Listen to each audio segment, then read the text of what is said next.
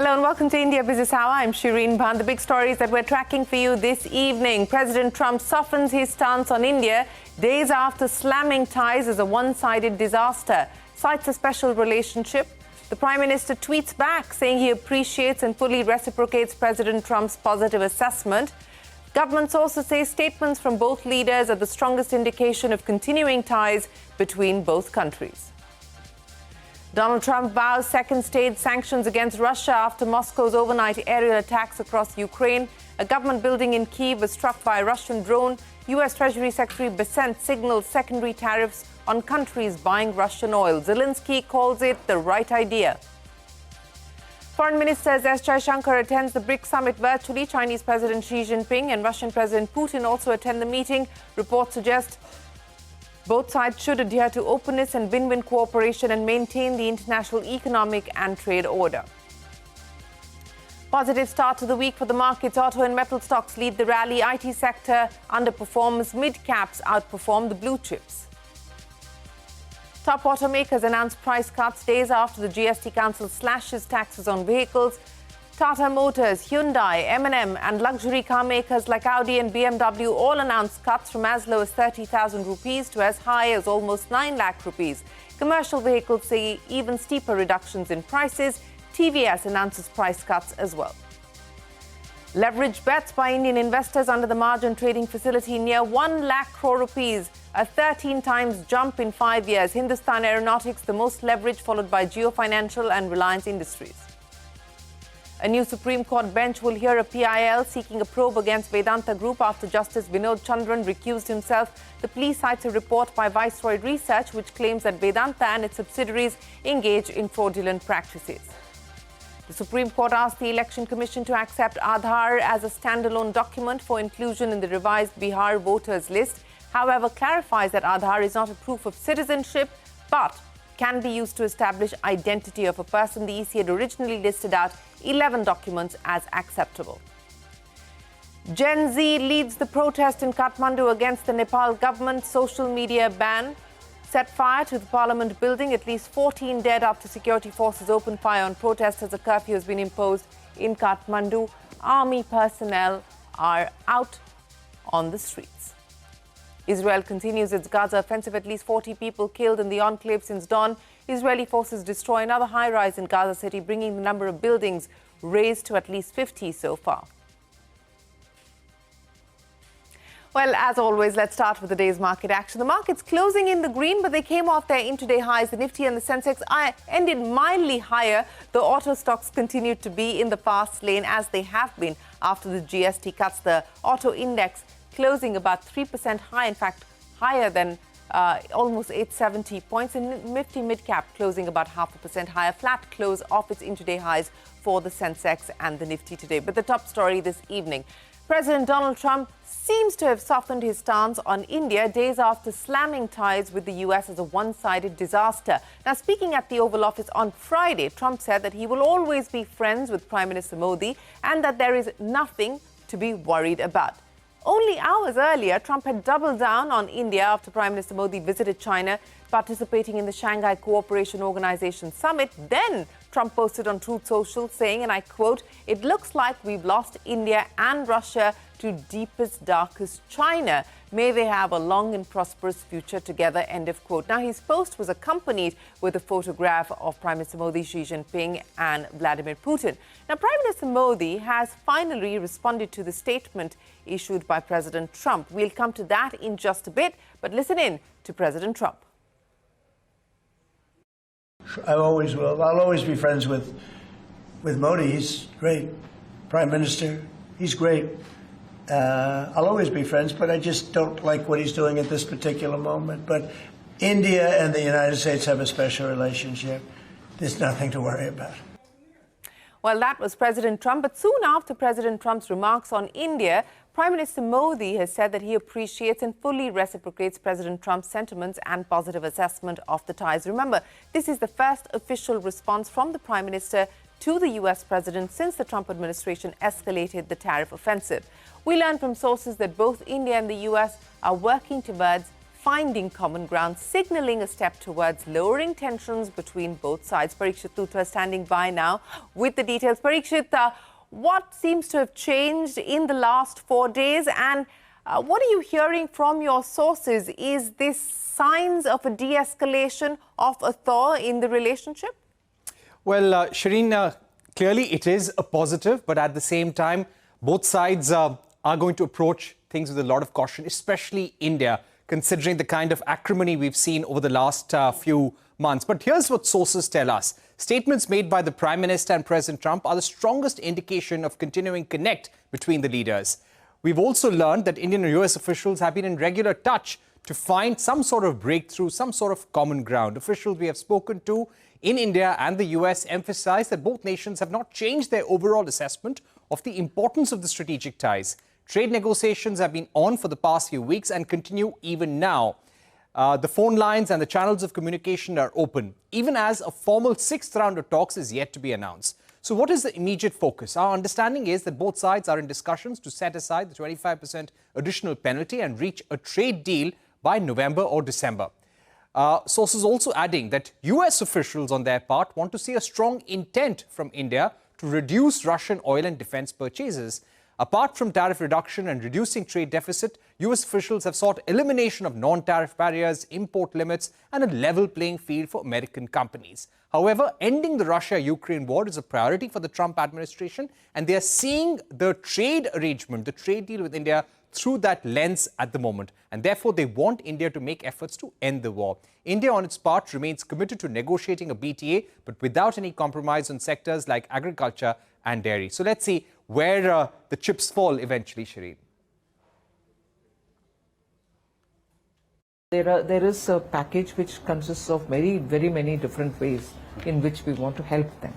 So we'll wait for the cabinet to clear it, but there is something coming to help them so that this tirade of the tariff is something which they can face, and also suddenly having to look for newer markets is also a challenge, but we'll have to help them out on that. So is there a sense in the government that this could be a slightly longer haul? We hope not, but we really can't leave our exporters high and dry saying it's going to change sooner. We will work with them. Nirmaji, will we also continue to buy Russian oil? Yes, that's been made very plain and simple. Whether it is Russian oil or anything else, it's our decision to buy from the place which suits our needs. And you can catch that exclusive conversation with the Finance Minister that's coming up for you tonight at 10 p.m.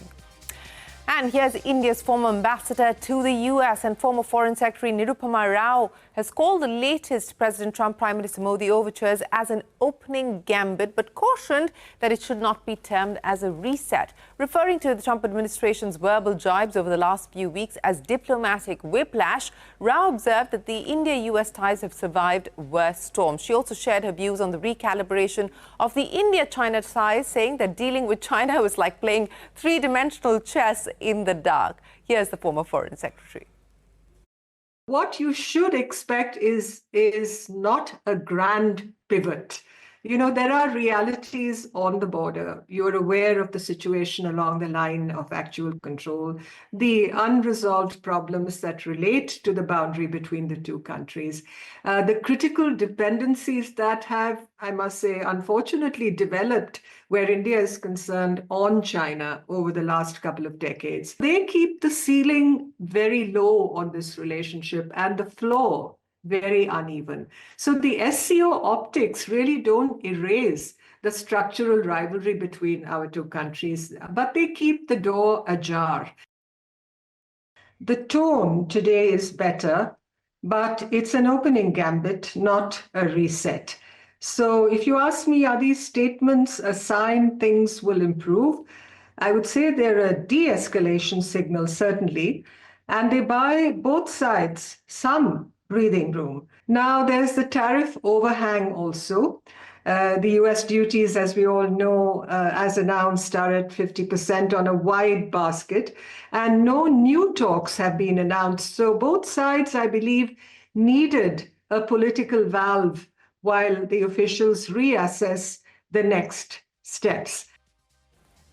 And you can catch that conversation with the former Foreign Secretary Nirupama Rao on News Centre at 9:30 p.m. right here on CNBC TV 18. It gives you a clear understanding of the current geopolitical dynamics.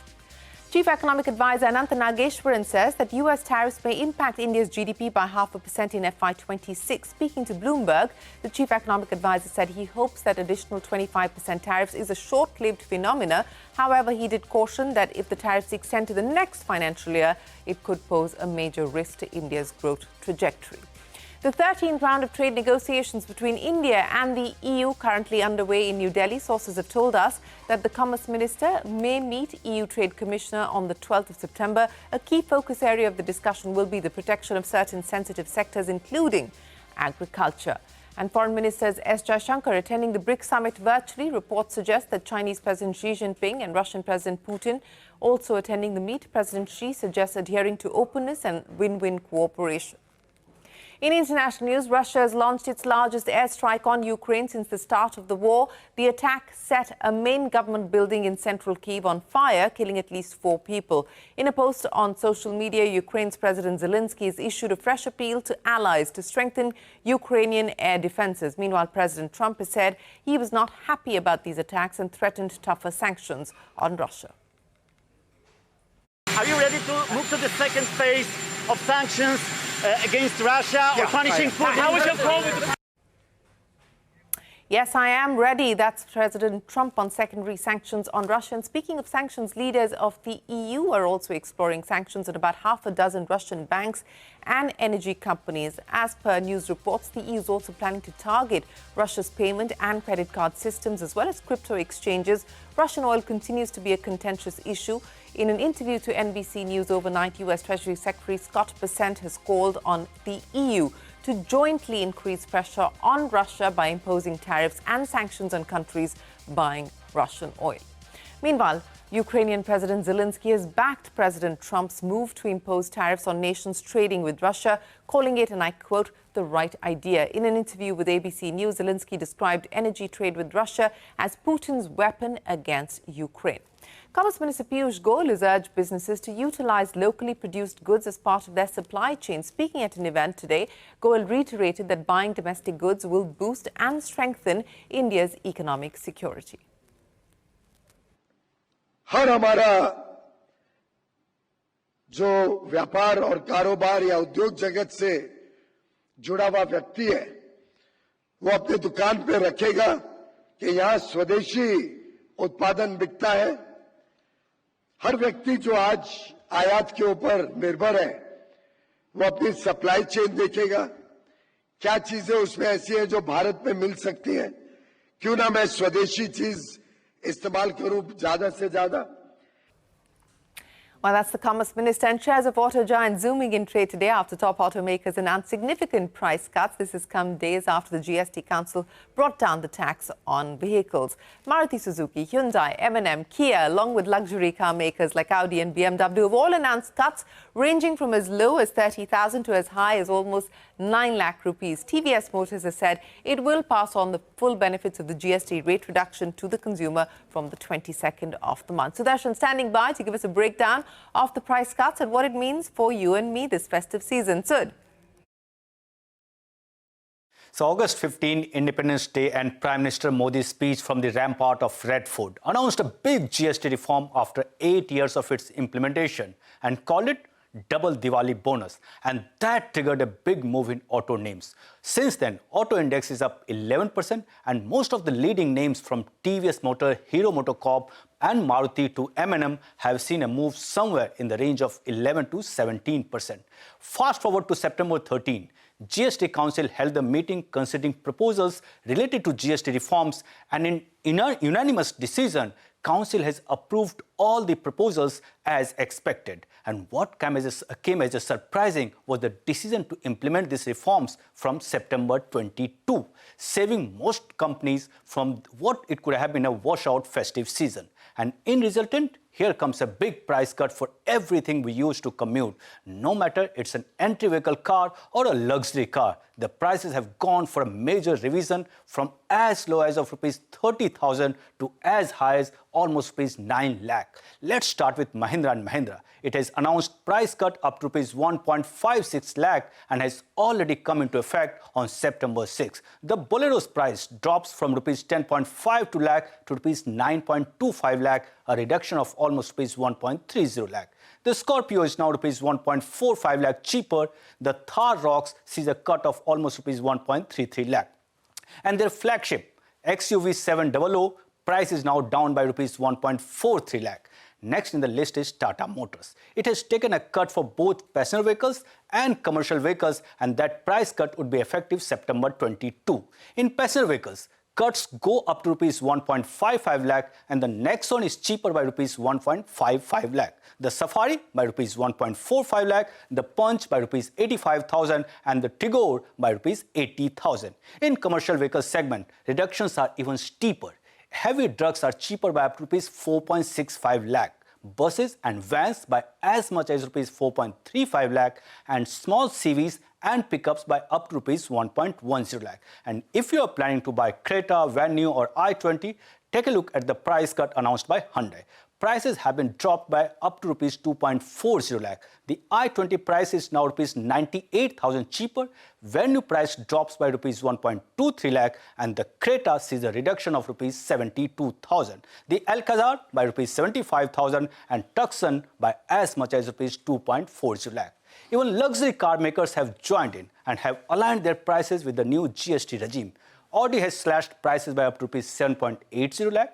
BMW has announced reductions of as much as rupees 8.90 lakh, and Mercedes-Benz has cut prices across its portfolio ranging from rupees 2.60 lakh to as much as rupees 11 lakh. So what next? The big question, will the industry see a revival in demand? We'll have to wait and watch. That's it. Many thanks. If you're out in the market looking for a car, well, those are the prices. And staying with GST, life insurers industry body and LIC have written to the government after the GST Council exempted GST on insurance premium. Sources tell us that the industry has sought input tax credit benefit on the renewal book. Yash is here with more. Yash, what are your sources telling you? What's the demand? Well, we saw last week the changes that were made as far as GST exemption is concerned for the life insurance and the health insurance industry. Of course, the interpretation of those GST changes was that it would increase the cost for these insurers. But what we've been given to understand is the LI Council, that is the Life Insurance Council, and the largest life insurance company, that is LIC, are expected to write to the Finance Ministry as well as CBIC, that is Central Board of Indirect Taxes and Customs, demanding two important requirements as far as the GST changes are concerned. The first demand which LI Council and LIC are expected to make is to make GST changes prospective and not retrospective. This essentially means that both those entities are expected to ask from the government that the benefit of input tax credit should at least be allowed for the policies which are currently in existence, which were written, let's say, a year ago, 2 years ago, 3 years ago, which means because these policies were priced taking in the element of input tax credit, and now suddenly when the benefit goes away, it could be an incremental loss to insurance companies, and hence the demand would be that the benefit of input tax credit should continue for the retrospective policies. The second demand which LI Council and LIC are expected to make is exemption of GST on commission expenses. Of course, the government has exempted reinsurance expenses from GST, but the demand is going to be to make commission expenses also GST exempt. Both commission as well as reinsurance expenses together form about 80 to 85% of the total expenses, and the industry feels that only if commission expenses are exempted from GST, then it would be a win-win situation for the industry as well as for policyholders, where the industry won't have to take a lot of cost burden while passing on the entire GST benefit to policyholders. Right, Yash, many thanks. And staying with GST, Godrej Consumer CEO Sudhir Sitapati said the recent GST cuts will boost consumption and improve competitiveness for branded companies. Speaking to CNBC TV 18, he said consumers will start seeing the reduced price cuts on FMCG products as early October. Main benefits are in the soap category, which is about 35% of our business. It's hard to judge how much volume growth will come at this stage. Certainly, it will grow faster than what it's grown in the past. It doesn't guarantee, in fact, it won't go to consumers directly. So there is a little bit of lag time before the MRP changes probably early next month or mid next month is when consumers will start seeing the reduced prices on FMCG. Well, that's Godrej Consumer on the GST cuts. A new Supreme Court bench will now have to hear a plea seeking a probe against Vedanta Group. This comes after the Apex Court Judge Justice Vinod Chandran recused himself from hearing the case. The plea cited a report by Viceroy Research which claims that Vedanta and its subsidiaries engaged in fraudulent practices. Ashmit is here with more. Ashmit, where does this now leave this matter? Well, the PIL citing Viceroy report against Vedanta was taken up by the Apex Court today. Now, a couple of important aspects to bear in mind. This PIL, importantly, is seeking for a probe to be conducted by SEBI, RBI, as well as the Ministry of Corporate Affairs. The concerns that have been cited in this PIL essentially echo the same issues in the allegations that were raised in the Viceroy report. This PIL goes on to say that the Viceroy allegations pertain to fraud, financial manipulation, price rigging, regulatory violations, and that despite representations being made by Viceroy to SEBI, no investigation, no inquiry was conducted by SEBI. No such inquiry has been done. That is a reason for concern, and that's the rationale behind filing this PIL. As a part of this PIL, it goes on to recount some of these questions that were raised as a part of the Viceroy report. The PIL cites debt transactions being extended by Vedanta to Vedanta Resources, its London-based parents, talking about how this debt was then circled back for buying even more shares in the company itself, in Vedanta itself. It talks about dividend payouts which are disproportionately large. It talks about branding fees and other fees which go out to basically siphon money out of Vedanta, the Indian entity, to Vedanta Resources, the London-based entity. So a whole host of these allegations being recounted as a part of this PIL. As of right now, the Apex Court tried to take it up today. However, one of the judges in question has recused himself, so the matter could not proceed any further. Now we're given to understand the same PIL will be heard by a different bench of the Supreme Court. So clearly, questions being raised, an investigation being sought against Vedanta. The Supreme Court is yet to give clarity. Ashmit, many thanks. And staying with the Supreme Court, it asked the Election Commission to accept the Aadhaar card as a standalone document for inclusion in the revised Bihar voter list. However, the top court has clarified that Aadhaar is not a proof of citizenship but can be used to establish identity of a person. The Election Commission had originally listed out 11 documents as acceptable. At least 48 people have died in Punjab as the state continues to grapple with severe flooding and waterlogging. The Indian Army is conducting search and rescue operations across the state. Prime Minister Modi will visit the affected areas tomorrow, and the state government has sought a relief package of 20,000 crore rupees from the centre. Up next on India Business Hour, Gen Z leads the protest in Kathmandu against Nepal government social media ban. Over 14 killed as security forces open fire on protesters. That and more when we return. And you can catch all of CNBC TV 18's news and updates on YouTube, Facebook, Instagram, X and Jio Hotstar.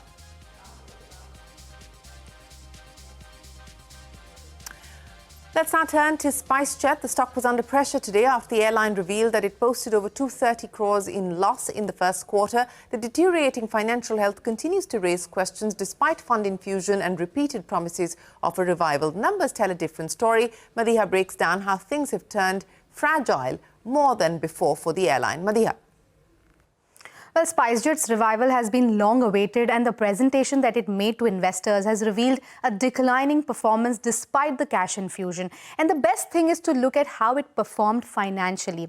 Total income fell from over 2,000 crores in the June 2024 quarter to just 1,191 crores in the quarter ending June 2025. What was a profit of 150 crores in June 2024 was a loss of 238 crores in the June 2025 quarter. And here's why the numbers look bad. The fleet fell from 28 planes in December 2024 to just 21 planes in June 2025. And this is despite SpiceJet raising 3,700 crores in September 2024, including 3,000 crores in QIP and additional 736 crores from the previous funding round. That time when the airline spoke about how it will revive its operations, it had said it will unground 28 aircraft, induct new aircraft and clear its pending dues to government, lessors and different stakeholders. Days later, in October 2024, SpiceJet said it will add 10 more planes to its fleet. Then in January 2025, the airline shared a press release saying it will unground 10 aircraft by mid-April, but yet The fleet has fallen to 21 planes and more than half of its fleet is on ground. This is also reflected in the market share, which fell from 2.4% in October last year to 2% in July this year. Even in the latest investor presentation, SpiceJet has assured it will unground 10 aircraft by April 2026. Has secured lease agreements for 10 Boeing 737 aircraft on damp lease from October 2025. The airline said it is in talks to induct more narrow-body and wide-body aircraft inductions in October and November. So even as the airline continues to give assurances on how it will turn things around, the numbers do tell us a different story. All right, Madhya, many thanks for joining us. Now, thousands hitting the streets of Kathmandu days after the Nepal government's decision to ban 26 social media platforms. And the Oli government claims that the entities had failed to register with the government under the country's new social media law. The registration rules come ahead of a proposed wider legislation. What started off as an online protest led to large-scale demonstrations after students in school and college uniforms poured into the streets. Protesters clashed with security forces as they tried to breach the barbed wires outside Parliament. At least 14 people have been killed in the protests so far, with over 100 injured. A curfew has been imposed in Kathmandu and army personnel deployed. Journalists also joined the protests, holding placards and raising slogans calling for freedom of expression to be upheld in the country. Turkey has also reportedly curbed access to multiple social media platforms, including YouTube, X, WhatsApp and Instagram, as per global internet monitor NetBlocks. Reports have said that these restrictions coincide with the opposition party's protests in Istanbul after the police set up barricades in areas surrounding the party's headquarters. Israeli forces continue to bombard Gaza, killing at least 21 Palestinians since dawn. The military has also destroyed another high-rise in Gaza City, bringing the number of buildings razed to at least 50 since the war began. Israeli forces also raided towns across the occupied West Bank, arresting Palestinians and destroying land and property. Meanwhile, President Trump has said his administration is working towards a solution that could be good for Gaza. This came hours after he issued a final warning to Hamas. Well, with that, it is time for us to wrap up this edition of India Business Hour. Thanks very much for watching. The news will continue right here on CNBC TV 18. We've got plenty more lined up for you. Stay tuned. Thanks for watching.